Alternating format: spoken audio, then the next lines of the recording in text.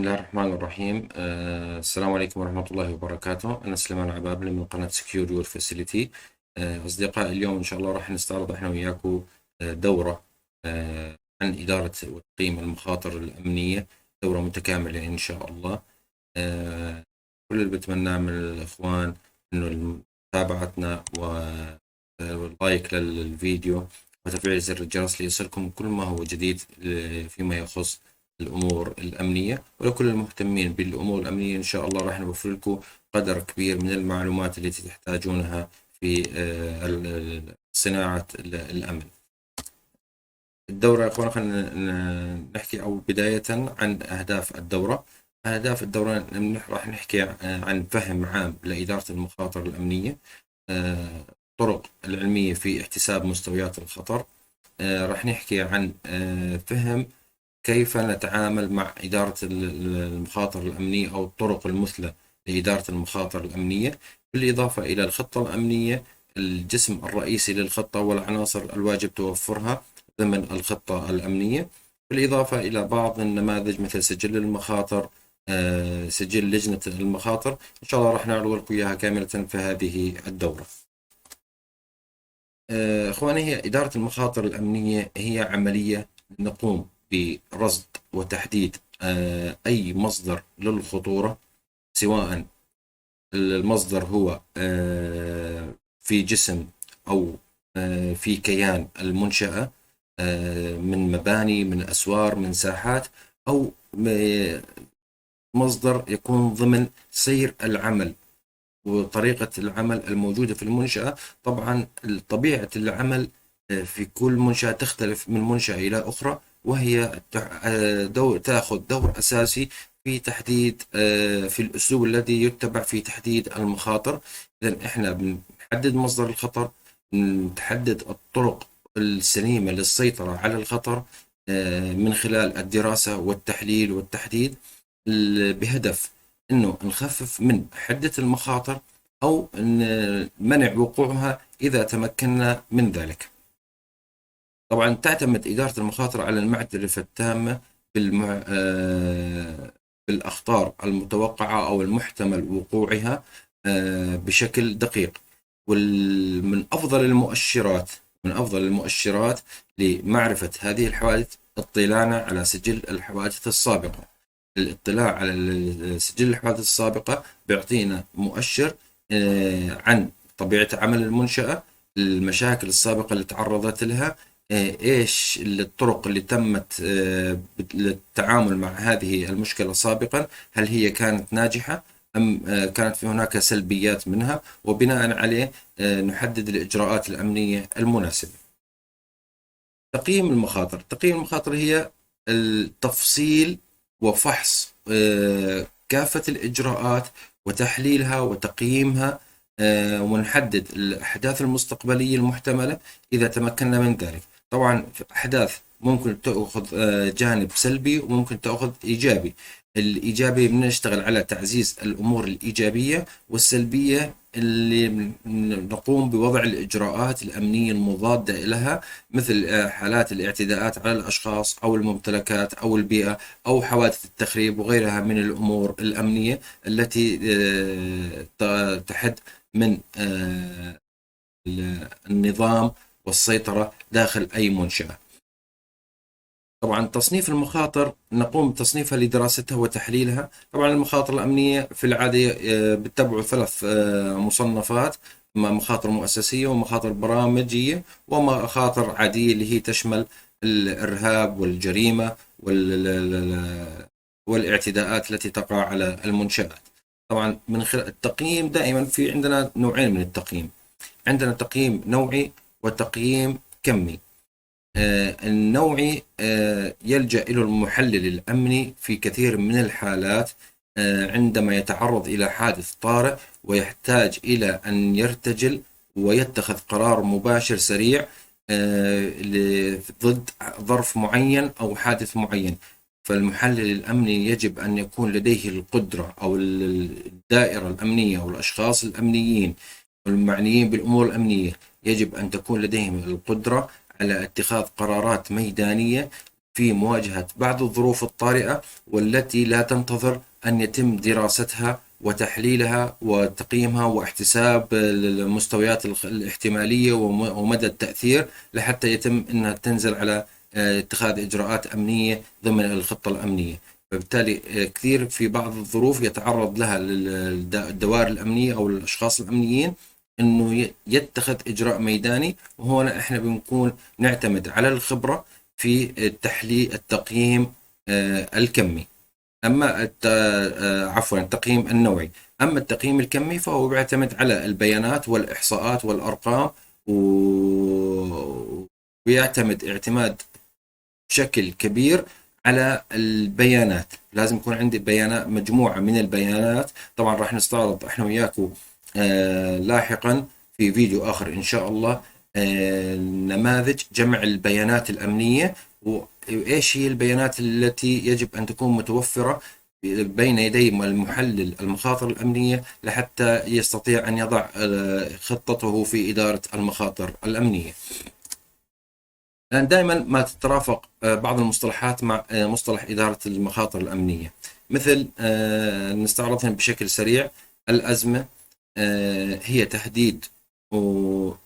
تهديد صادر عن خطر، تهديد ناتج عن خطر متوقع أو غير متوقع للأهداف، للممتلكات، للأفراد. هذا التهديد يحد من عملية اتخاذ القرار، بأثر على سير العمل، ممكن أن يؤدي إلى كارثة إذا لم يتم التعامل معه بشكل سريع وبشكل سليم. الكارثة بمختصر هي عبارة عن حادث طارئ رئيسي. طبعا هي الحوادث الكبيرة، مثل حوادث حرائق، الانهيارات أو التلف في المباني، انفجارات أو انبعاثات غازات لا سمح الله، الحوادث المواد الخطرة الناتجة عن المواد الكيماوية، حوادث التسمم الجماعي، الظروف الطبيعية، الزلازل، السيول، الرياح الشديدة، الثلوج وغيرها من الأمور الطبيعية. الآن إذا بنستعرض الكم نقطة اللي ذكرناها فيما يخص الكارثة، بنلاحظ أنه جميعها تأتي على إيقاف العمل بشكل كامل داخل أي منشأة قد تتعرض لا سمح الله لمثل هذه الأنواع من الحوادث. المشكلة هي يعني حالة من التوتر وعدم الرضا.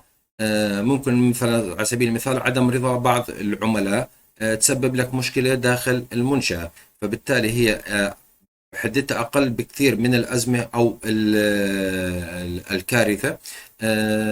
تأتي على إيجاد بعض الصعوبات وبعض المعوقات في تحقيق الأهداف الأمنية المرجوة. والسبب الأساسي لحدوث حالة غير مرغوب بها تكون تمهيدا لنشوء أزمة أو تفاقم المشكلة إلى حالة أكبر، ممكن أنها تأثر على سير العمل، وبالتالي نتائجنا الأمنية المرجوة راح تكون في خطر. ولازم أنه يتعامل مع المشكلة بشكل سليم ودقيق منذ البداية. الخطر هي حدث مفاجئ نتيجة ظروف معينة تحيط بالمكان ينجم عنه ضرر أو إصابات. الحادث كذلك الأمر هو أمور مفاجئة تحدث بشكل سريع، ولكن السمة الرئيسية للحادثة أو الحادث أنها لا تتسم بالاستمرارية، تزول بزوال هذه الحادثة. الإنذار هو الإعلام عن قرب وقوع الخطر أو حدوثه لا قدر الله. في كثير من الأمور نستخدمها في المجال الأمني، مثل صافرات الإنذار. في العديد أيضا من أنواع الإنذار، مثل إنذار سرقة، إنذار حريق، إنذار دخلاء، وغيرها من الأنظمة الأمنية التي يتم استخدامها في بعض المنشآت. المخاطر طبعا هناك العديد من التعريفات التي تخص المخاطر، ولكن التعريف الأكثر شيوعا أن المخاطر هي أي مصدر للتهديد أو الخطر له آثار ضارة محتملة على شيء ما أو شخص ما.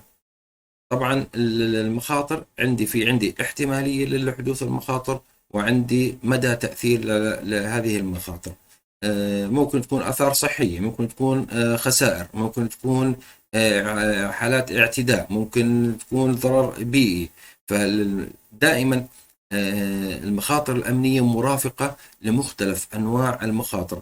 يعني ممكن يكون الخطر في الأساس بيئي، ينتج عنه خطر أمني.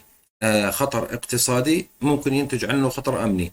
مالي مثلا، على سبيل المثال تأخير دفع رواتب موظفين، أو حرمان الموظفين من بعض حقوقهم، ممكن يؤدي إلى توقف عن العمل، إضراب. فبالتالي الآن أنا توقف عن العمل، إضراب، تحول عندي من خطر مالي إلى خطر أمني. فبالتالي الآن بكون الدائرة الأمنية أو الأشخاص المعنيين بالأمور الأمنية داخل هذه المنشأة لازم يتعاملوا مع الحالة كحالة أمنية، مثل اللي هي التوقف عن العمل أو الإضراب.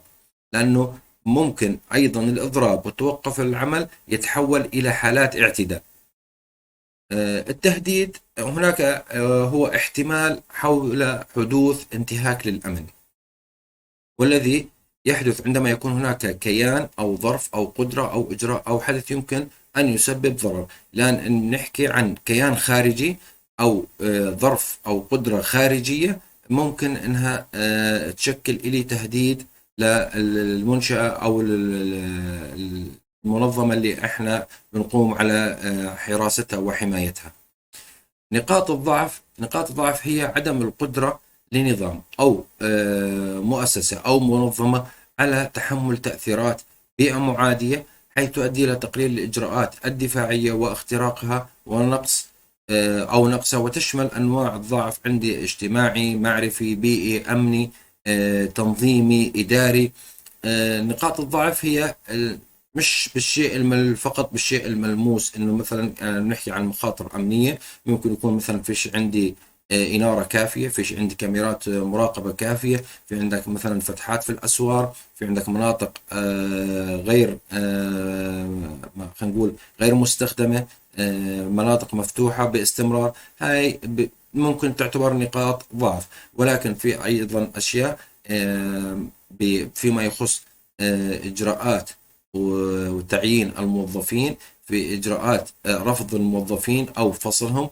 هاي الأمور ممكن أنها تشكل كمان نقطة ضعف للمنظمة أو المؤسسة اللي بنقوم بتأمينها وحمايتها. المخاطر أعزائي، لما نفكر بالموضوع المخاطر ونحاول تأسيس منشأة أو منظمة أو مؤسسة، لابد من الاهتمام بالأمور الأمنية والمخاطر الأمنية منذ بداية تأسيس هذه المشاريع. لكن للأسف الشديد في كثير من المنظمات، كثير من المؤسسات يعني ما بصرف على الأمور الأمنية أكثر من 1 أو 2% من البجت الرئيسي لتأسيس المشروع. ولكن حال وقوع أي حادث لا قدر الله، يقوم برفع المخصصات المالية أو الميزانية المالية إلى أعلى سقف ممكن، ولكن هي لن تكون ناجحة 100% كما لو يتم صرفها منذ بداية تأسيس المشروع والاهتمام بالأمور الأمنية ووضعها على سلم الأولويات، حتى تكون لدينا القدرة الكافية للتعامل مع الحوادث والمخاطر الأمنية بشكل إيجابي وبشكل جيد. وبعكس ذلك أنه راح يكون في عندنا المخاطر بشكل متزايد والخسائر غير متوقعة. الأخطار عادة تحدث بسبب الاحتمالات غير المعروفة وغير المتوقعة في المستقبل، وقد تنشأ من خلال زي ما حكينا سابقا من مثلا الأمور السياسية، الاجتماعية، الاقتصادية، البيئية، المالية وغيرها من الأمور. زي ما حكينا لكم سابقا، هي المخاطر الأمنية هي مرافقة لجميع فئات المخاطر. الآن فيما يخص مصادر الخطر، لا بد من تحديد مصادر الخطر ضمن بيئة العمل الواحدة. عندنا نوعين من المصادر: مصادر داخلية ومصادر خارجية. المصادر الداخلية هي المصادر التي يمكن أن يتم التحكم بها، مثل تغيير في الميزانية، تغيير في متطلبات العمل الأساسية، فشل في أنظمة العمل، القرارات الفردية، عدم تطبيق والالتزام بالقرارات والتعليمات الأمنية والخطط الأمنية المتخذة داخل المشروع. هاي أمور ممكن أن نتحكم بها كدائرة أمنية بالتنسيق مع الجهات المعنية داخل هذه المنشأة أو المؤسسة. بينما المصادر الخارجية هي أقرب إلى أن تكون لا يمكن التحكم بها، أو نحكي في صعوبة في التحكم بها. مثل التغير في التكنولوجيا، ممكن كمنشأة أنه نتماشى ونقوم بتطوير منظومتنا التكنولوجية لنتماشى مع التطور السريع الذي يحدث في عالم التكنولوجيا. القرارات المفاجئة الملزمة اللي نقصد فيها القرارات الحكومية، مثل ما حادثة أو خلينا نقول جائحة كورونا، هو صدرت قرارات حكومية ملزمة لجميع المنشآت. كثير من القطاعات تأثرت، كانت ملزمة ومجبرة أنها تغلق أبوابها. بالتالي الآن صار عندك مخاطر اقتصادية واجتماعية. فهاي مثل هيك القرارات، أنت كصاحب منشأة أو كدائرة أمنية أو كدائرة اتش ار أو دائرة مالية، ما عندك القدرة أنك تسيطر على مثل هذه المخاطر. الإرهاب وعدم تعاون الأطراف الخارجية الأخرى أيضا هي من المخاطر الخارجية التي يصعب التحكم بها. الآن مقياس أو هرم التحكم بالخطر عندنا زي ما حكينا في البداية، المخاطر العمليات اللي هي مثل حماية المعلومات، إدارة المشاريع ودعمها، ممارسة التوظيف، استمرارية العمل، تطبيق القوانين، إدامة الأنظمة. هاي جميعها أي مخاطر عملياتية، أي مخاطر أمنية تصدر عن المخاطر العملياتية ضمن المستوى العملياتي. أنا كدائرة أمنية عندي أكثر قدرة للتحكم بها.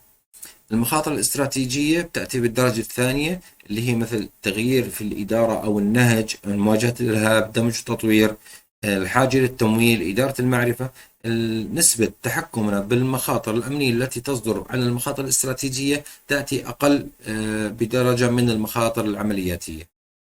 المخاطر المتعلقة بالنظام اللي أنا بنحكي عن الأمور السياسية، الاقتصادية، الاجتماعية، صعوبة وأقل تحكما من أي نوع آخر من المخاطر السابقة اللي هي المخاطر الاستراتيجية والعملياتية. دائما المخاطر المتعلقة بالنظام أو التعليمات والقوانين التي تصدر عن النظام الموجود في الدولة يصعب أو يقل مقدار تحكمنا بهذه المخاطر، ويجب أن يتم التعامل والتماشي معها ضمن الأصول. الآن أعزائي وأخواني راح نحكي بشكل أعمق عن إدارة المخاطر الأمنية، ولكن قبل أن ننتقل إلى إدارة المخاطر الأمنية خلينا نحكي شوي عن المخاطر الأخرى. طبعا جميع فئات المخاطر الأمنية زي ما حكينا سابقا، جميع فئاتها اللي هي مخاطر سياسية، اقتصادية، اجتماعية، بيئية، أو إيش كان مسماها. دائما المخاطر الأمنية مرافقة لجميع أنواع فئات المخاطر. مثلا في بعض الأحيان مثلا قرارات سياسية ينتج عنها مخاطر أمنية، وممكن اللي بيشتغلوا بالأمور الأمنية أو عندهم الخبرة في الأمور الأمنية بيعرفوا الحكي هذا. بعض القرارات العابرة للقارات ينتج عنها اعتداءات على رعايا، اعتداءات على سفارات بسبب قرارات سياسية. فالآن هاي الأمور السياسية اللي صدر عنها مخاطر أمنية. زي ما حكينا برضو كمان مثال المخاطر المالية. مخاطر بيئية، ممكن يكون مجتمع رافض لمنشأة معينة كون يصدر عنهم مخلفات بيئية، فبالتالي تتحول لاضطرابات مدنية، احتجاجات، اعتصامات، إضرابات.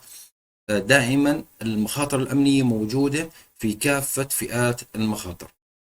وطبعا النهج في التعامل مع المخاطر الأمنية هو نفس النهج في الإدارة إدارة المخاطر الأخرى. في بعض الأمور تختلف من جهة إلى جهة. المخاطر الأمنية فيها صعوبة أكثر من المخاطر الأخرى. مثلا لو نجيب مثال نقارن ما بين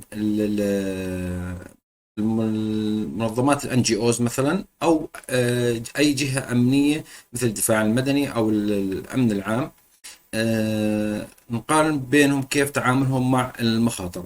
الان جي اوز قبل بداية أي مشروع، أي بروجكت له، بيعمل تحليل ودراسة للمخاطر الأمنية. إذا تبين أنه المخاطر أمنية صعب التعامل فيها في ضمن مجتمع معين اللي راح ينشئ به مشروعه، بيعمل شت داون للمشروع، بنهي المشروع بشكل مباشر وبنتقل إلى منطقة أخرى.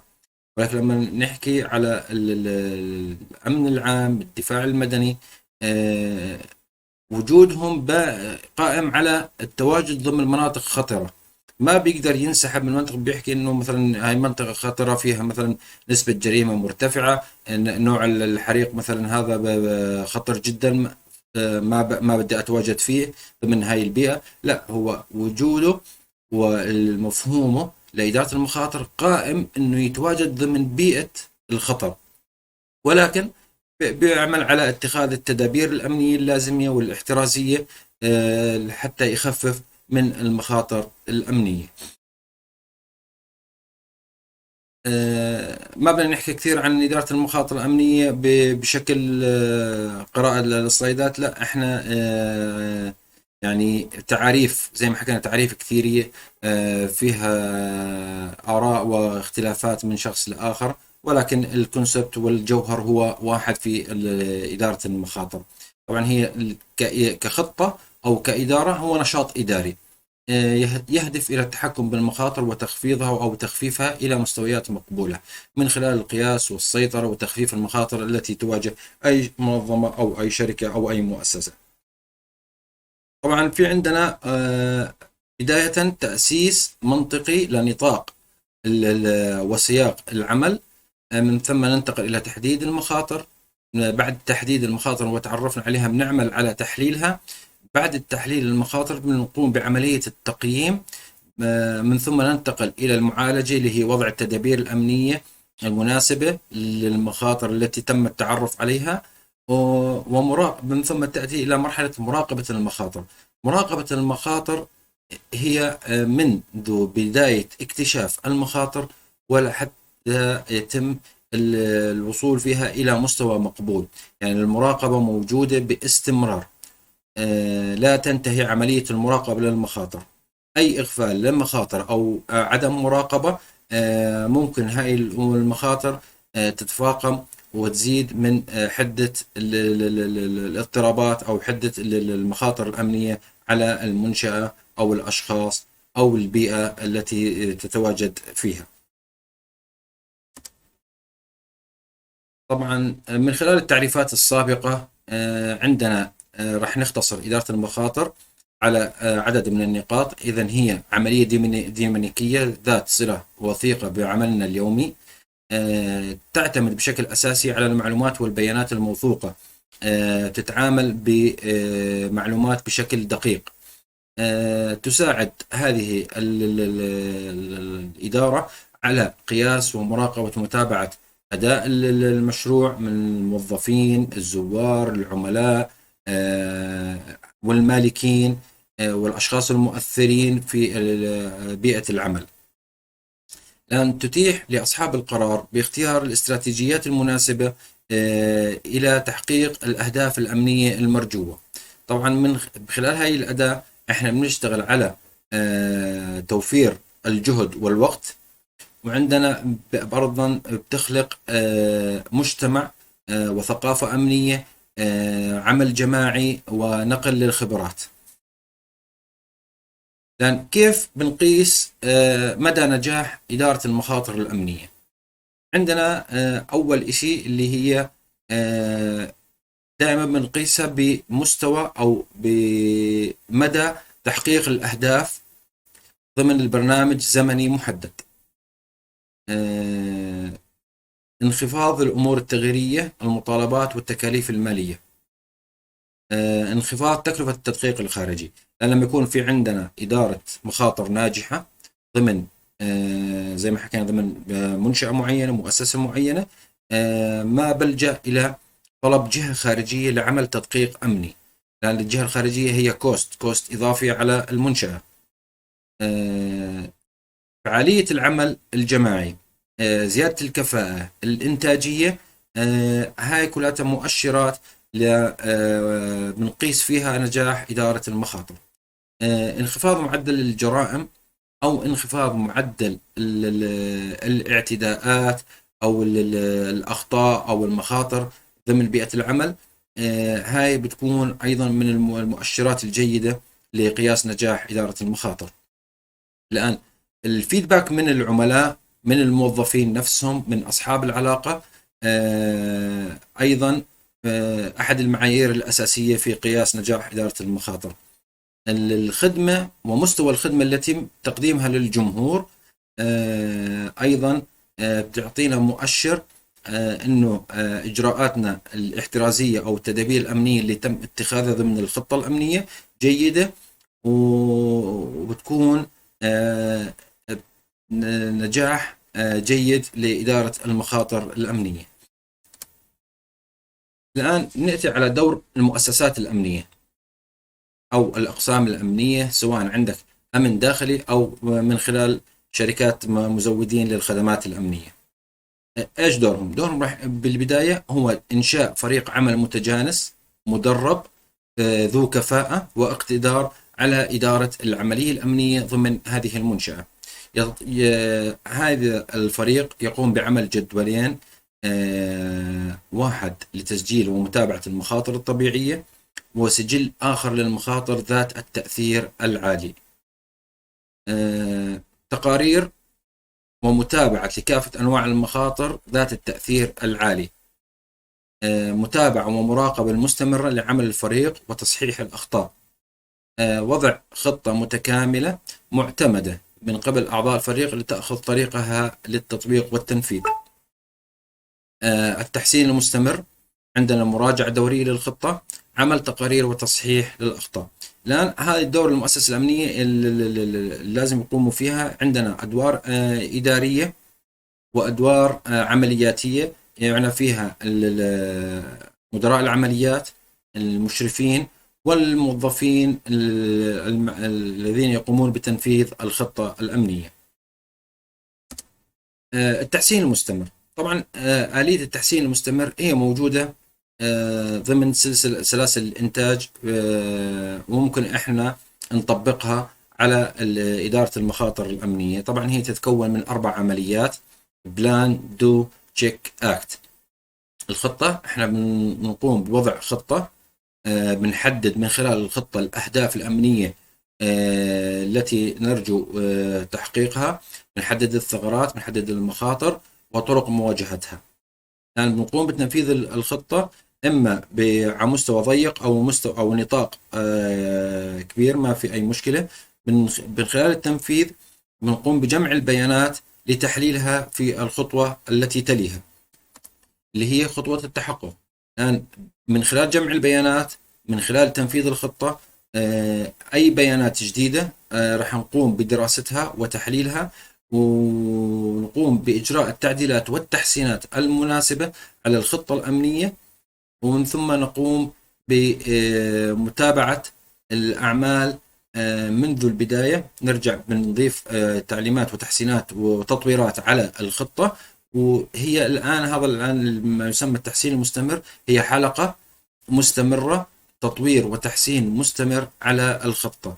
مجرد ما يتم اكتشاف أخطاء جديدة يتم تحليلها ودراستها وجمع البيانات المناسبة عنها، ومن ثم إدخالها جاهزة للتنفيذ والمتابعة في الخطة الأمنية.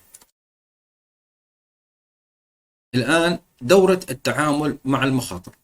في البداية عندنا بنكون قائمة مخاطر.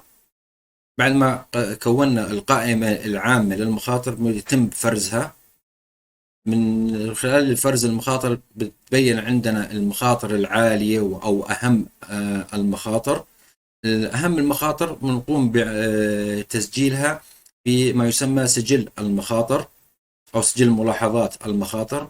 بناء على هذا السجل يتم وضع خطة أمنية جيدة للتعامل مع المخاطر الأمنية. وعندنا من المرحلة النقطة الأخيرة مراقبة ومراجعة ومتابعة الخطة. الآن ضمن هذه المراحل كاملة راح ينتج عندنا مخاطر جديدة. المخاطر الجديدة بنرجع بنضيفها على قائمة المخاطر الأساسية ويتم التعامل معها في نفس الخطوات. الآن التطوير والتحديث الخطة بنضيفه على سجل المخاطر، ومن ثم بندرجه في ضمن الخطة الأمنية. الآن خطوات عملية إدارة المخاطر.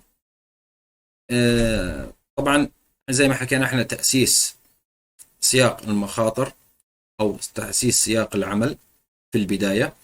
طبعا راح نحكي عنهن هذول بالتفصيل، بس خلينا نستعرضهم بشكل سريع. تحديد المخاطر، تحليل المخاطر، التقييم، والتعامل مع المخاطر. هذه المراحل الأربعة تعرف باسم تقييم المخاطر، تعرف باسم ريسك أسسمنت. طبعا التواصل والاستشارة، سواء استشارة وتواصل داخلي أو خارجي مع أطراف خارجية، موجود من مرحلة تأسيس سياق العمل ولغاية التعامل مع المخاطر. الضبط ومراجعة وقياس المراحل أيضا يتم باستمرار ومرافق لجميع العمليات في إدارة المخاطر الأمنية. الآن هي 4 نقاط رئيسية: تحديد المخاطر، تحليل المخاطر، تقييم المخاطر، ومعالجة المخاطر. المراقبة والمراجعة هي موجودة منذ البداية في كافة المراحل، في كافة مستويات التنفيذ. لازم يكون في عندنا مراقبة ومراجعة. الآن في بعض الأسئلة بتساعدنا على تنفيذ خطوات عمليات إدارة المخاطر الأمنية. الآن لما نيجي على مرحلة تأسيس السياق ونطاق العمل، هون احنا بنحكي ما هي الأهداف الأمنية المراد تحقيقها. ننتقل إلى تحديد المخاطر. ما هي المخاطر التي يمكن أن تحدث؟ اليوم نحكي عن التنبؤات والتوقعات. تحليل المخاطر، ما هي المعايير المستخدمة في تحليل المخاطر؟ تقييم المخاطر، ما هي الأدوات المتاحة لتحديد حجم المخاطر؟ معالجة الخطر، ما هي الوسائل المستخدمة للتعامل مع المخاطر وكيفية التعامل مع المخاطر؟ هون بنحكي على التدابير الأمنية. المتابعة المراقبة، كيف يمكن التحكم بالمخاطر زي ما بينا لكم مستويات التحكم في البداية. التواصل والاستشارة، من هم الأطراف، بنحدد من هم الأطراف المعنيين في إدارة المخاطر سواء الداخليين أو الخارجيين، وطرق التواصل المناسبة والاستشارة المناسبة فيما يخص المخاطر الأمنية. تأسيس السياق، طبعا هي تعتبر من أهم الخطوات في مخطط إدارة المخاطر، وهي حجر الأساس اللي بنبني عليه الخطة الأمنية. الآن من هاي الخطوة بنحدد البيئة التنظيمية، بنحدد الأهداف الرئيسية والمخرجات المطلوبة، وبنعمل على تحديد العوامل الضرورية لتحديد وتقييم وتحليل المخاطر. تحديد المخاطر. الآن احنا بنسأل في عملية تحديد المخاطر عن ماذا، كيف، ولماذا حدثت هذه الأشياء أو هذه المخاطر. لأن هي غاية تحديد المخاطر معرفة المخاطر المحتملة، تنبؤ بها، توقعها بشكل دقيق، ومدى تأثيرها على المنشأة أو على الأهداف الأمنية المراد تحقيقها. طبعا يؤدي تحديد المخاطر الأمنية إلى إنشاء قائمة واضحة وشاملة ومختصرة للمصادر المحتملة للمخاطر والتهديدات التي قد تؤثر على عمليات أي منشأة. الأسئلة التي تساعدنا في تحديد المخاطر الأمنية: لازم نسأل كمحلل أمني، لازم تسأل نفسك ما يمكن أن يحدث، ما هي النتيجة المحتملة وتأثير المخاطر، متى وكيف يحدث، موقع الحدث، أين يمكن أن يحدث وكيف، لماذا يمكن أن يحدث. طبعا نحكي هون عن الأسباب، العوامل الكاملة، نقاط الضعف. الآن من يمكن أن يشارك أو يتأثر، الضرر وين راح يقع، ضرر مادي، ضرر بشري، خسائر. هنا هاي الأسئلة جميعها لما أحط الإجابة المناسبة لهذه الأسئلة كمحلل المخاطر الأمنية بقدر أحدد المخاطر بشكل جيد. عندنا المخاطر الأمنية، خلينا نحكي على تصنيفها. عندنا يعني هذا معظم الجهات الأمنية بتعاملوا بالأسلوب تصنيف المخاطر. مخاطر مؤسسية طبعا تهدف إلى إلحاق الضرر بمؤسسة أو بمنشأة أو بكيان من خلال إساءة السمعة وسمعة المؤسسة، مثل وسائل الإعلام السلبية، إطلاق الإشاعات، إلحاق الضرر المادي والمعنوي. مخاطر البرامج مثل تعطيل برامج معين، إظهار عدم تعاون أو إعاقة أشخاص معنيين في إنجاز الأعمال المناطة بهم. عندنا المخاطر العادية. المخاطر العادية تقسم إلى 3 فئات. عندنا التهديدات الإرهابية، الاضطرابات المدنية، الجرائم. وأكثر شغل الجهات الأمنية ذات العلاقة بالمخاطر العادية. أكثر المنشآت ممكن تتعرض لتهديد قنابل، اكتف شوتر، الرامي النشط، الحزام الناسف. الاضطرابات المدنية اللي هي المظاهرات، الاعتصامات، التجمعات الغير المشروعة. والجرائم اللي هي السرقة والاعتداء والتزوير، الرشوة، المخدرات، حوادث مرورية، اعتداءات على الموظفين، دخلاء، فشل أنظمة أمنية. هاي كلها تأتي ضمن مسمى الجرائم تحت المخاطر العادية. طبعا هون التصنيف المخاطر بشكل عام، ما عندنا مخاطر استراتيجية تجارية مثل المخاطر التجارية، الاقتصادية، مخاطر القوانين والتعليمات، التنظيمات الإدارية، المخاطر السياسية، المخاطر البيئية، المخاطر الفنية، ومخاطر تقييم المخاطر. أيضا تقييم المخاطر يوجد له مخاطر. الآن نحكي على تحليل المخاطر. تحليل المخاطر هو الأسلوب المنهجي المستخدم للمعلومات المتاحة لتحديد سبب الحدوث المخاطر، كيفية تخفيفها، آثارها، والمخاطر التي تنتج عنها. إذا بنحكي على دراسة أسباب وقوع المخاطر، نقاط الضعف التي أدت إلى وقوع هذه المخاطر. مخرجات تحليل المخاطر هو إنشاء قائمة في أولوية المخاطر بالنسبة للمنظمة مع المعرفة الدقيقة لتأثير تلك المخاطر. الآن إذا بحث بعد مرحلة تحليل المخاطر بنحصل على قائمة في أولوية المخاطر. الآن أنا لما ينتج عندي 5 مخاطر أو 7 مخاطر، في أولوية للتعامل مع هذه المخاطر، يتم إنتاج هذه القائمة بعد مرحلة تحليل المخاطر. يتضمن تقييم الاحتمالية والعواقب المحتملة لكل خطر، محدد وتحديد مستوى المخاطر، وتقييم ما إذا كانت الضوابط إضافية مطلوبة. الآن أهداف عملية أو مرحلة تحليل المخاطر: تحديد فعالية للرقابة سواء كانت تدابير الرقابية الحالية كافية أو فعالة، تحديد احتمالية وتأثير الحدث أو المخاطر، تصنيف درجات المخاطر، تعيين مستوى تصنيف المخاطر بناء على الاحتمالية والتأثير اللي هي مصفوفة المخاطر اللي هي ماب، تحديد أولويات المخاطر، وينتج عنها أيضا فهم أشمل وأفضل لمدى تعرض الأصول والممتلكات والأشخاص الآن نيجي على مرحلة تقييم المخاطر. مرحلة تقييم المخاطر هو يعني احتساب للمخاطر.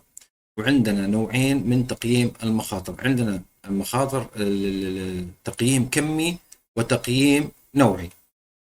عندنا تشمل التقييم في المنشأة أولا التصنيف، تطبيق مقياس أهمية الموارد بالنسبة للمنشأة، نتيجة وصف الخسارة وما هي النتيجة. الفئة يمكن أيضا التعبير عن التأثير عبر فئة مثل الأشخاص أو المعلومات أو الممتلكات أو السمعة أو العمليات أو الخدمات المالية أو التجارية.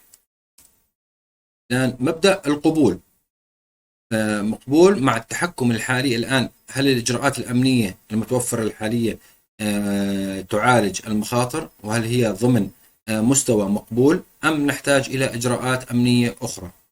غير مقبول اللي هو اللي المخاطر الإجراءات الأمنية الموجودة غير كافية وغير كفيلة بمعالجة المخاطر المكتشفة والتي تم تحديدها وتحليلها، فبالتالي نكون بحاجة إلى إجراءات أمنية إضافية مع الأخذ بعين الاعتبار التكاليف.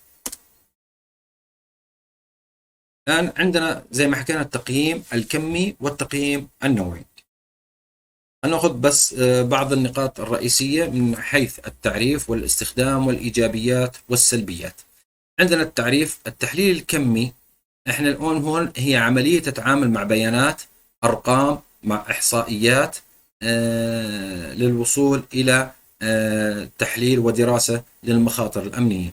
بينما التحليل النوعي هي تعتمد على وصف الأفكار والملاحظات، تعتمد اعتماد رئيسي على الخبرة والتوقعات. الاستخدام. التقييم الكمي بنستخدم فيه أسئلة تحدد لنا كيف نتعامل مع الأرقام. إذا نحكي من وماذا ومتى وأين وكم مرة، هاي دائما إجاباتها راح تكون رقمية. التحليل النوعي بيسأل عن كيف ولماذا. الإيجابيات.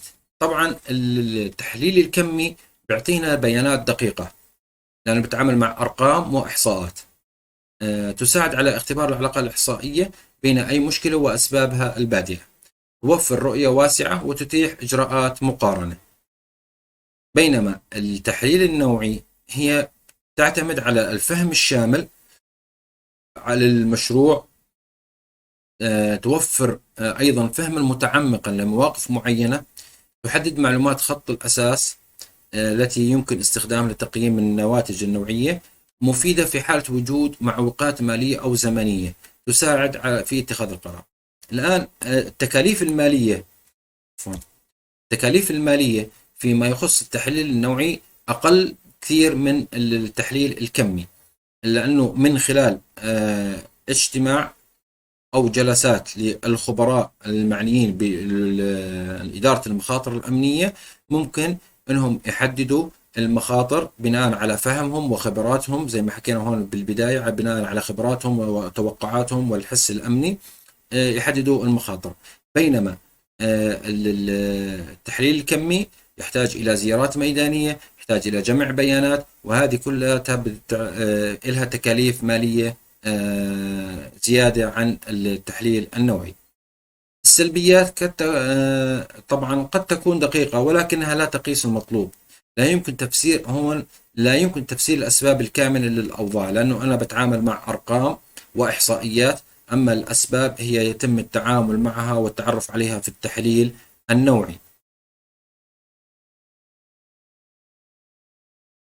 طبعا من أوجه التقييم النوعي اللي هي أو الأساليب، عندنا العصف الذهني، ملء استبيانات ومقابلات، أحكام وتقديرات المختصين والخبراء. التقييم الكمي هو عملية تحليل رقمي أو عددي للمخاطر التي يمكن أن نتعرض لها، وتبين مدى التأثير على تحقيق الأهداف، وتهدف هذه العملية إلى جمع المعلومات والبيانات عن المخاطر مما يقلل حالة عدم يقين ويدعم اتخاذ القرار بشأن المخاطر. الآن تقييم المخاطر باستخدام التحليل النوعي، اللي هي عندنا مصفوفة المخاطر أو ما يعرف بالهيت ماب أو الأكشن تيبل. طبعا هي عملية تعتمد على قياس الخطر أو قيمة الخطر من الاحتمالية likelihood مع الإمباكت اللي هو مدى التأثير. طبعا يتم تقسيم المخاطر. طبعا هي اللي زي ما حكينا المصفوفة يمكن الأكثر استخداما هي المصفوفة الخماسية 5 by 5، هي تتألف من 5 صفوف و5 أعمدة. 5 صفوف تمثل الاحتمالية likelihood، و5 أعمدة تمثل الإمباكت مدى التأثير. طبعا عندنا القيمة شديد الخطورة، عالي الخطورة، متوسط الخطورة، ومنخفض الخطورة. كيف بتتم العملية؟ احتساب مستوى الخطر اللي هي حاصل ضرب احتمالية الحدوث الاحتمالية في شدة الخطر اللي هي مدى التأثير الإمباكت. طبعا هاي المصفوفة اللي بنحكي عنها. عندي هو الاحتمالية والتأثير مدى التأثير الإمباكت. اللهم صل على سيدنا محمد. فرضا بنحكي عن حادث اعتداء على موظفين، وهي ممكن من الحوادث الأكثر شيوعا. الاحتمالية خلينا نحكي إنه 4 فرضا، احتمالية وقوع حادث اعتداء على موظفين احتماليته 4. ومدى التأثير أيضا بنحكي 4، اللي هي الآن عندي 4 ضرب 4 عندنا الناتج اللي هو 16. الآن يكون عندنا مستوى الخطر 16. الآن راح 16 راح نبين معنا إيش هو، هل هو خطير جدا ولا متوسط أو منخفض أو يتم إهماله. هذا راح يبين معنا في السلايدات القادمة. ولكن الآن كيف أنا بحدد 4 احتمالية و4 مدى تأثير أو 3 أو 2؟ طبعا هذا راح إن شاء الله راح أنزل لكم إياه في طرق معينة لاحتساب القيمة الاحتمالية ومدى التأثير في مجموعة من الأسئلة يتم طرحها لحتى يتم الحصول على نتيجة دقيقة فيما يخص الاحتمالية والإمباكت. إن شاء الله في الفيديو القادم راح أنزل لكم إياه.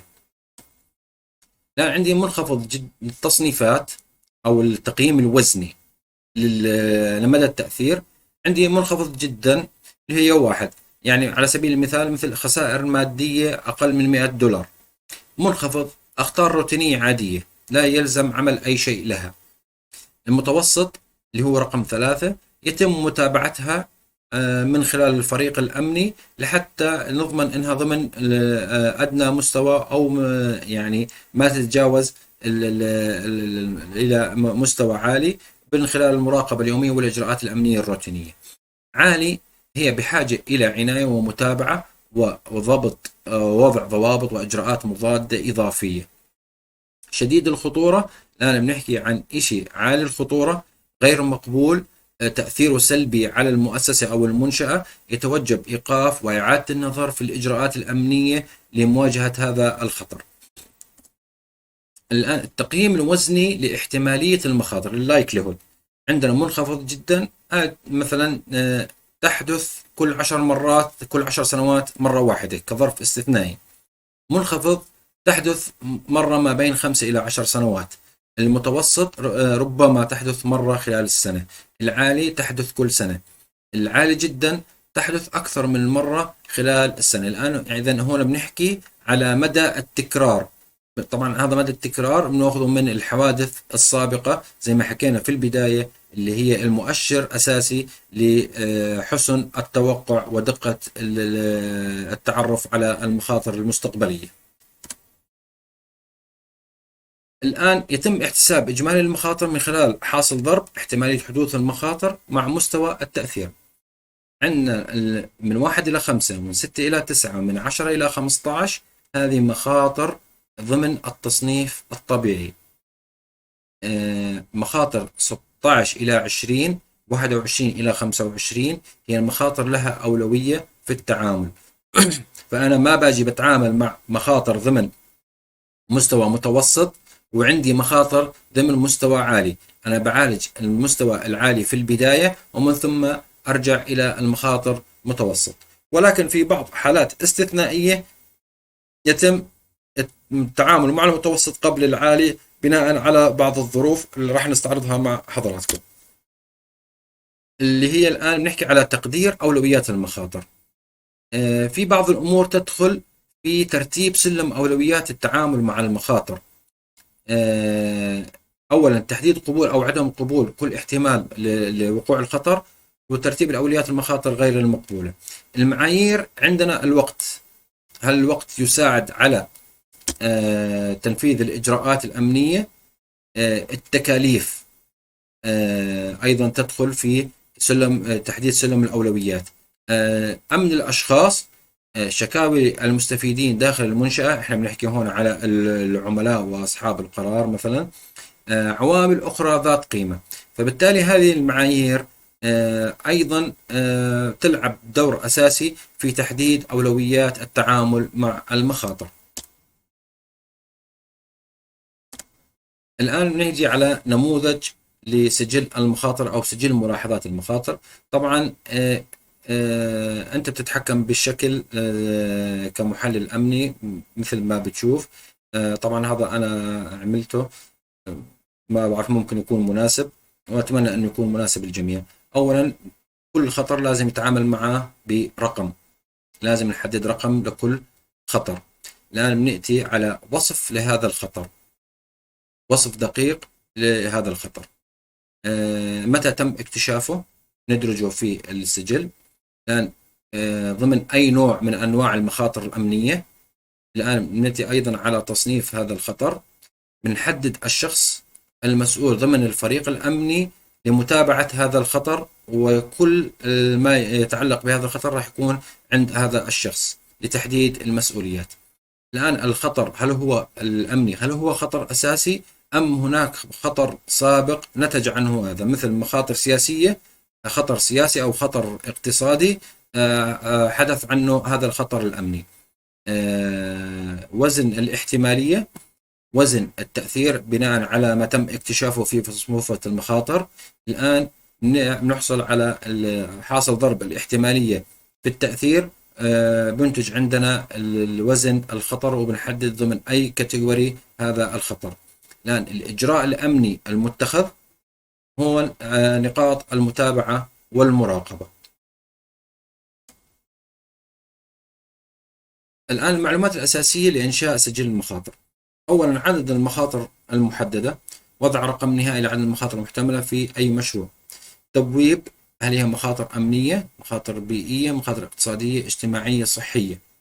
وصف كل خطر أو كل نوع، وصف شامل ومنهجي لكل نوع من أنواع المخاطر المحتملة. توزيع المخاطر على المسؤولين، اللي هي نحدد الأشخاص المعنيين في متابعة ومراقبة هذا الخطر.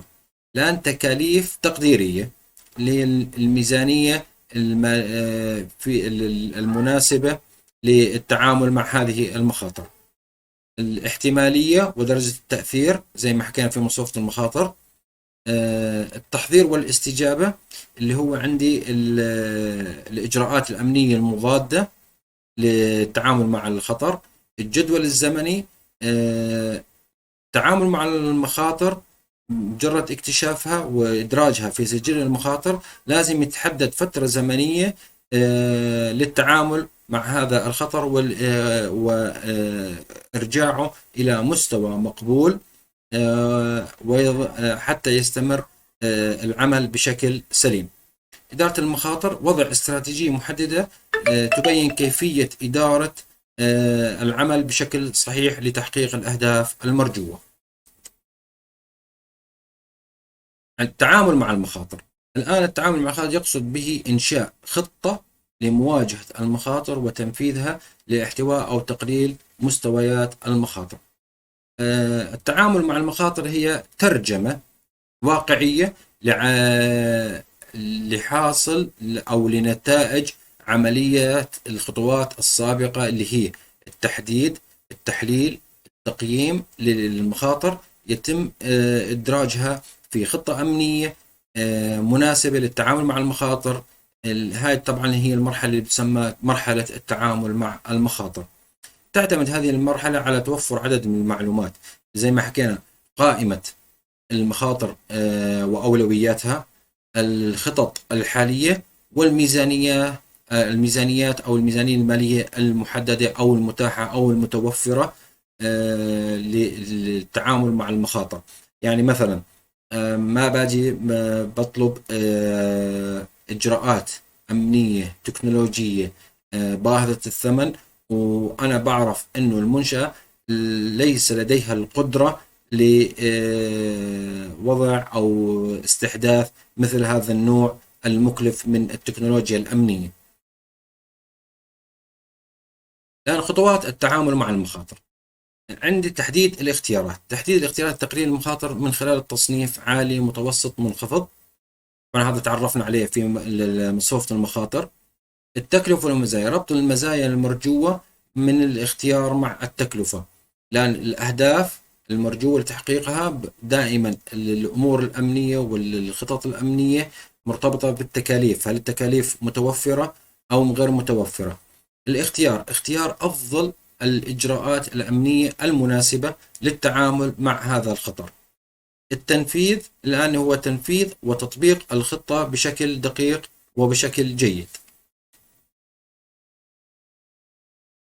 الآن معالجة الخطر، بعد اختيار الطرق المناسبة للتعامل مع المخاطر يتم وضع الخطة واختيار أولا طريقة التعامل مع الخطر، ما هو النشاط الذي يجب القيام به، تحديد فريق العمل المسؤول عن المتابعة، تحديد الموارد المطلوبة لتفعيل خطة عمل، ما هي الأدوات والمعدات الأمنية المطلوبة لتنفيذ خطة العمل بشكل جيد.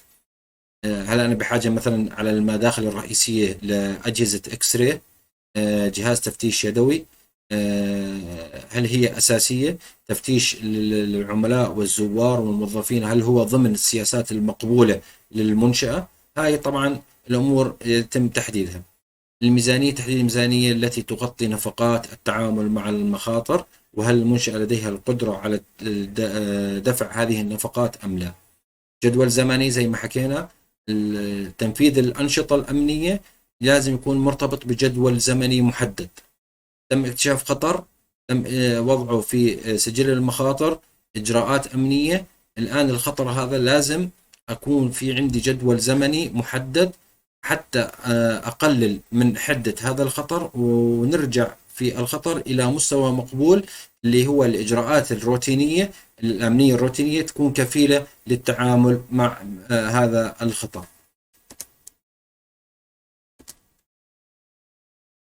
الآن استراتيجية معالجة المخاطر، أولا إعطاء أولوية للمخاطر التي يجب معالجتها، تقييم المخاطر الحالية، أنت كمحلل مخاطر أمنية لازم تقيم المخاطر الحالية، تعمل على تحديد الثغرات والمخاطر المتبقية التي لا تزال أو تتطلب المزيد من الإجراءات، إعداد الأطر الزمنية لتنفيذ الإجراءات المضادة، إنشاء عملية المراقبة والمراجعة.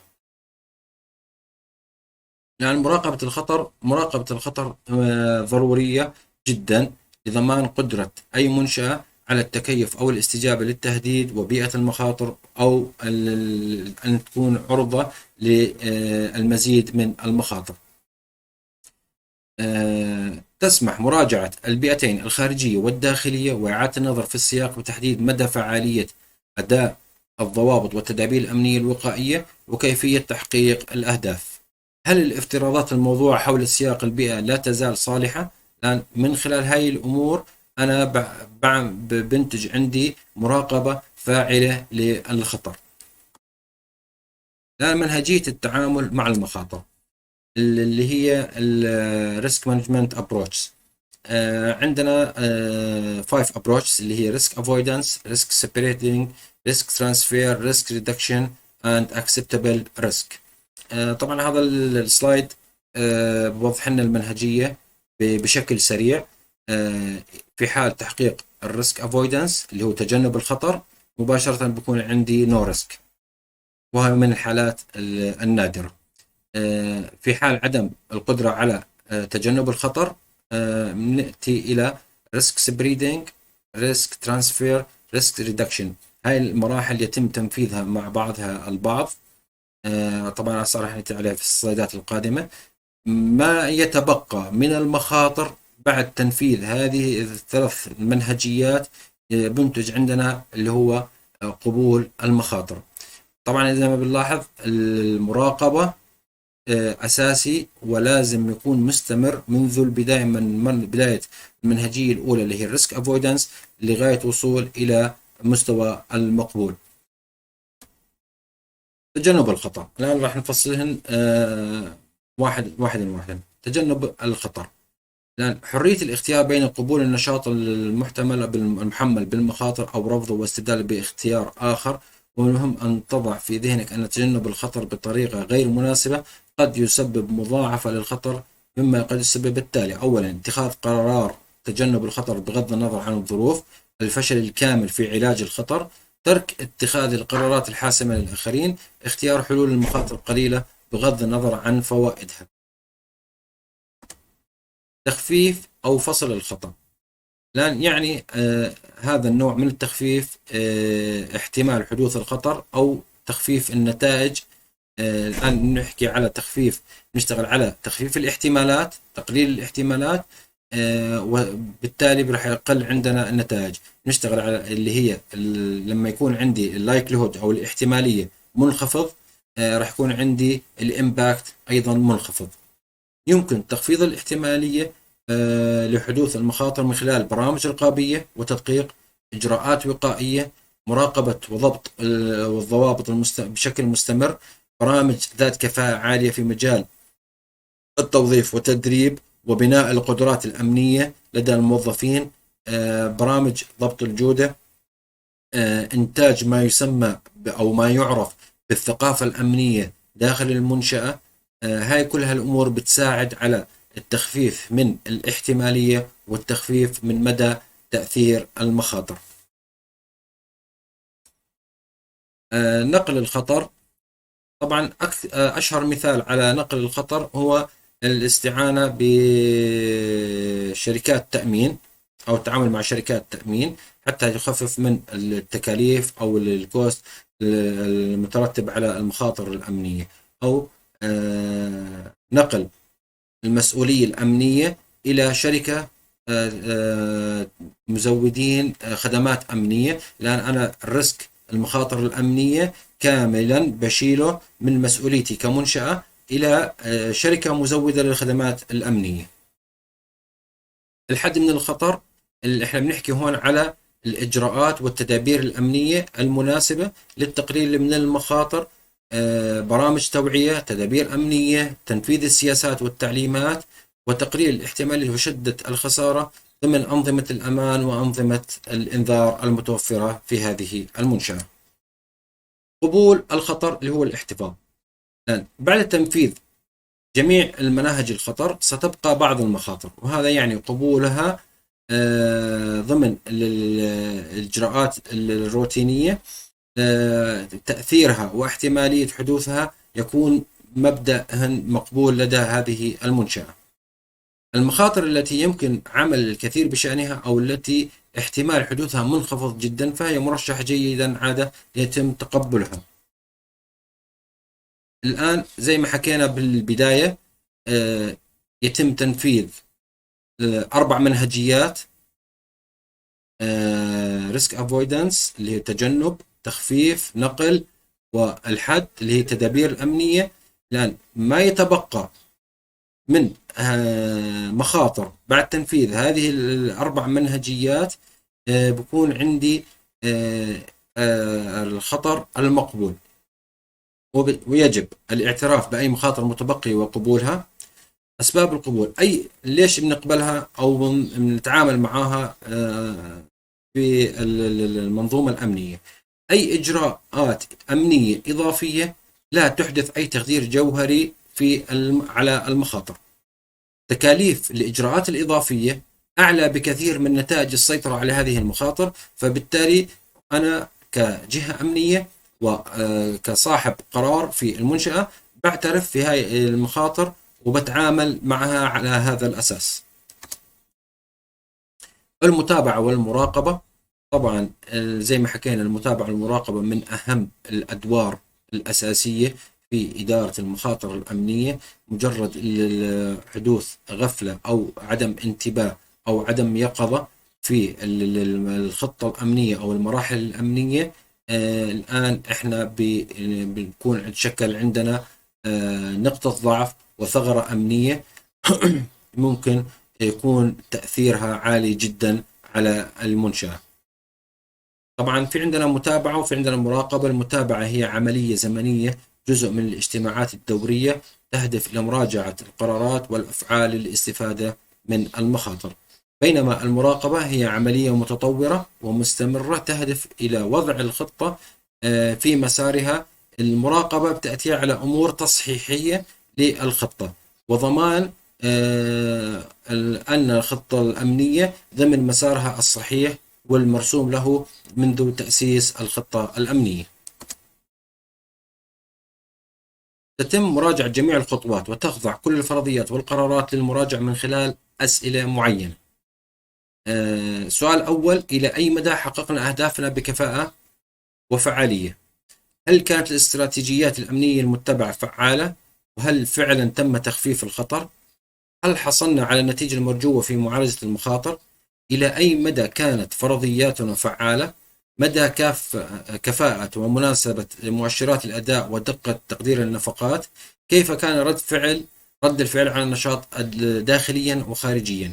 يعني الإجابة على هذه الأسئلة بنتج عندنا برنامج متابعة ومراقبة جيد يهدف إلى تحقيق الأهداف الأمنية المرجوة وضمان أن تبقى جميع المخاطر ضمن الحد المقبول داخل المنشأة. زي ما حكينا سابقا، التواصل والاستشارة موجود في كافة المراحل. مثلا في مرحلة تأسيس السياق، استشارة المشاركين سواء الداخليين أو الخارجيين لضمان التفهم التام لعملية إدارة المخاطر وكل سياسات العمل. في مرحلة تحديد المخاطر، التواصل ومشورة مع أولئك الذين على اطلاع على الأنشطة والعمليات الخاضعة للمراجعة. تحليل المخاطر، إشراك الأطراف الفعالة في المناقشات حتى ولم يكونوا أعضاء في فريق المشروع للفائدة العامة. ممكن أشرك مدير مالي، ممكن أشرك مدير HR في عملية تحليل المخاطر. أنا بحكي على المخاطر مرتبطة بالكوست، بالتكاليف، الآن مرتبطة بالنظام التوظيف، مرتبطة بأعداد الموظفين. فأنا هون بقدر أستشير أو أشرك معي مدير HR ومدير مالي في تحليل المخاطر الأمنية. معالجة المخاطر، تطبيق الطرق والإدارة والاستشارة بباقي المشاركين الذين قد يتأثرون بالحلول المقترحة للخطر لنتائجها المستمرة. أنا لما بدي أعالج الخطر بهمني الموظفين الأمنيين اللي راح يتم تنفيذ الخطة الأمنية من خلالهم، الموظفين داخل المنشأة، لأنهم هم راح يتعرضوا لخطوات وإجراءات أمنية. بهمني العملاء والفيدباك من العملاء طبعا، اللي هم الأساس في الدور، أو رأيهم أساسي وفعال في تحديد الإجراءات الأمنية، لأنه أي إجراء أمني غير مرغوب فيه بيأثر على وجود العملاء. فبالتالي الآن أنت كإجراءاتك الأمنية المتشددة راح تكون طاردة للعملاء، فبالتالي هاي راح تأثر على بيئة العمل للمنشأة. لأن الأطراف المشاركة زي ما حكينا، هو أي شخص أو أي منظمة قد يؤثر أو يتأثر أو يعتبرون أنفسهم متأثرين بقرار أو نشاط. أي شخص أو أي منظمة بإمكانها إضافة شيء ما للنشاط الخاضع للإدارة أو التي تتأثر بنتائجه. عندنا الأطراف المشاركين، عندنا مشاركين من داخل المنظمة زي ما حكينا وهم محددين مسبقا كالمدراء والموظفين.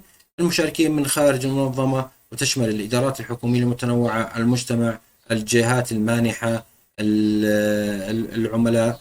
هذول جميعا هم أطراف مشاركين في العملية. ما يسمى بلجنة المخاطر الأمنية اللي هي ريسك كوميتي. تتولى لجنة المخاطر المشكلة مراجعة ومراقبة المخاطر التي تتعرض لها الموظفين المنشأة بشكل عام للمخاطر. بيراجعوا استراتيجيات إدارة المخاطر وطرق المعالجة وآلية التحكم بها، والتأكد من احتفاظ المستوى أمني مناسب يتماشى مع واجبات العمل في هذه المنشأة أو سير العمل في هذه المنشأة، بالإضافة إلى مراجعة العمليات المرتبطة بالمخاطر وتحديد درجة التهديد الأمني ومستوى الاستعداد في الموقع بناء على المعطيات الميدانية. زي ما حكينا سابقا، أنا بربط الخطر بجدول زمني، يعني بعد انتهاء الفترة الزمنية لهذا الخطر والتعامل معه، يتم اتخاذ القرار في شأن هذا الخطر. هل الاستمرار في إجراءات أمنية متقدمة أم الاكتفاء بالإجراءات الحالية؟ يتم اتخاذ هذا القرار من خلال لجنة المخاطر. طبعا تشكل لجنة المخاطر على مستوى إدارة المنشأة من عضو من مجلس الإدارة، مشرف عام ومرجعية، مدير عمليات رئيسا، مندوب من التقييم المخاطر الأمنية، قائد أحد قادة الفرق الميدانية، مندوب من الإدارة يكون عمله سكرتيرا. طبعا يحق للجنة تحديد أعضاء آخرين دائمين أو مؤقتين للاستفادة منهم في أعمال اللجنة. طبعا الأعضاء الآخرين يؤخذ برأيهم أو اقتراحاتهم، ولكن لا يتدخلوا في اتخاذ القرار. طبعا تقدم اللجنة تقريرا إلى الإدارة العليا حول نشاطها مرة واحدة على الأقل كل 3 أشهر، ويتضمن الأعمال التي تم إنجازها في سياق أدائها لواجباتها ومسؤولياتها. تقدم اللجنة تقارير وتوصياتها حول أي مسائل طارئة مرتبطة بالمخاطر الأمنية إلى الإدارة العليا حين يتطلب الأمر القيام بأي إجراءات عاجلة وفورية. طبعا هذا نموذج مقترح لعمل لجنة المخاطر الأمنية. أولا عندنا الأهداف. إيش هي الأهداف الأمنية؟ الأعضاء يتم ذكر أسماء الأعضاء، اجتماعاتهم، النصاب القانوني، تكرار الاجتماعات. الآن السكرتير والحضور المنتظمين اللي هم الضيوف اللي حكينا عنهم ممكن الأخذ برأيهم والاستشارة، ولكن في اتخاذ القرار قرار اللجنة لا غير معنيين في التصويت على القرارات التي يتم اتخاذها من اللجنة. الآن الحد الأدنى كل سنة الإبلاغ يتلقى المعلومات. طبعا يتم تلقي المعلومات من مدير موقع، مشرف أمني، موظفين، وترفع هذه التقارير إلى الإدارة العليا. الآن أعزائي المتابعين وصلنا للمرحلة الأخيرة في خطة إدارة المخاطر الأمنية. الآن زي ما بنحكي هي الخلاصة هذه الدورة، إنه كيف أوظف كافة المعلومات السابقة ضمن نموذج محدد ونموذج معين. طبعا في نماذج كثير موجودة ومتوفرة فيما يخص القوالب إدارة المخاطر الأمنية. خلينا ننتقل إلى العناصر الخطة الأمنية بشكل مباشر. عناصر الخطة إدارة المخاطر الأمنية. أولا لازم يكون في عندي اسم مؤلف للخطة، مسمى الوظيفي، ويتوفر أيضا طرق التواصل مع هذا الشخص. اسم المدقق الأمني سواء كان داخلي أو خارجي، مسماه الوظيفي، وطرق التواصل مع هذا الشخص. الآن رقم هذه النسخة. أيضا لازم يكون في عندي النسخ السابقة. فيما يخص النسخ السابقة من الخطط الأمنية بحتاج إلى تاريخها، رقم النسخة، التعديلات الأمنية السابقة، واسم واضع الخطة أو المؤلف والمدقق. الآن بنأتي إلى أهداف الخطة، مثل تحقيق منظومة أمنية شاملة، شعور بالأمان. هذه الأهداف لازم تكون موجودة ومثبتة من ضمن عناصر إدارة الخطة الأمنية.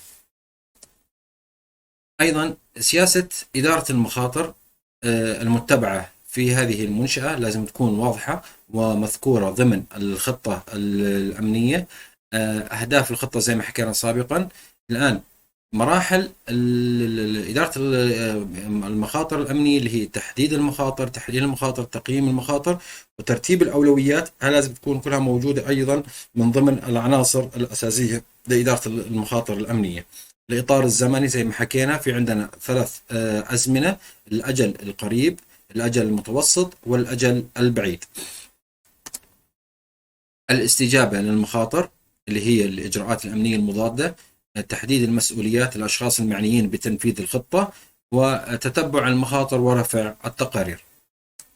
عندنا هذا النموذج الأول. زي ما بتلاحظوا عندي هون نوع الخطر جرمي. طبعا هذا النموذج عندي مستويات الخطر زي ما تعرفنا عليها سابقا: منخفض جدا، منخفض، متوسط، عالي، عالي جدا. الخطر المحتمل احنا بنحكي عن مثلا دخلاء للموقع. الموقع مثلا من الجهة الخلفية للموقع، الشخص المسؤول الدائرة الأمنية أو مشرف الأمن. وصف دقيق للخطر: عندي الخطر دخول أشخاص الموقع بطريقة غير مشروعة بسبب وجود ثغرات مثلا في الأسوار، وجود أشجار تعيق الرؤية المراقبية للكاميرات، الإنارة الأمنية، الإنارة غير كافية. الاحتمالية وقوعها مثلا 4. سياسة معالجة الخطر: عندي التأكد من إجراء أعمال الصيانة في الأسوار، متابعة تلافي كافة السلبيات الموجودة. أيضا قبل سياسة معالجة الأخطار عندنا هون تعرفنا على الاحتمالية، وتعرفنا على مثلا هون التأثير 4. فإذا هو 4 في 4 16، إذا بنحكي عن عالي جدا، عفوا عن عالي. لأن الإجراءات الأمنية، سياسة معالجة الخطر: التأكد من إجراء أعمال الصيانة في مثلا في الأسوار، متابعة تلافي كافة السلبيات الموجودة. الإجراءات المتخذة: عندي التواصل أنا كجهة أمنية أو كجهة منفذة للخطة الأمنية، التواصل مع قسم الخدمات حول إغلاق كافة الثغرات في الأسوار، إزالة الأشجار أو تقليمها لفتح مجال الرؤية للكاميرات المراقبة، تركيب مثلا وحدات إنارة إضافية، أو إذا كانت هناك قدرات مالية تركيب كشف حركة، إجراء مسح أمني للمنطقة الخلفية بشكل مستمر، توفير الحماية الأمنية بشكل مؤقت لحين إجراء أعمال الصيانة. عندي الأطراف المشاركة: عندي الدائرة الأمنية وقسم الخدمات في هذه المنشأة. طبعا الأطراف المشاركين، الدائرة الأمنية ليست معنية بتنفيذ إجراءات إغلاق الأسوار أو إزالة الأشجار أو تقليمها، هاي من واجبات قسم الخدمات. ولكن الدائرة الأمنية يجب عليهم متابعة وعدم إغفال هذه الملحوظات، لأنها تسبب إلى وجود ثغرات أمنية وزيادة في المخاطر الأمنية. عندنا نموذج ثاني زي ما بتلاحظوا، عندي مثلا رقم الخطر 1، الرقم المرجعي 1، تاريخ تسجيل الخطر مثلا على سبيل المثال 1/9، المبلغ مشرف الأمن، درجة الأولوية عالية، مسؤول خطة التخفيف اللي هم مشرف الموقع زائد مشرف الأمن، تاريخ الإزالة المتوقع للخطر زي ما حكينا الانهيار الجدول الزمني 31/12.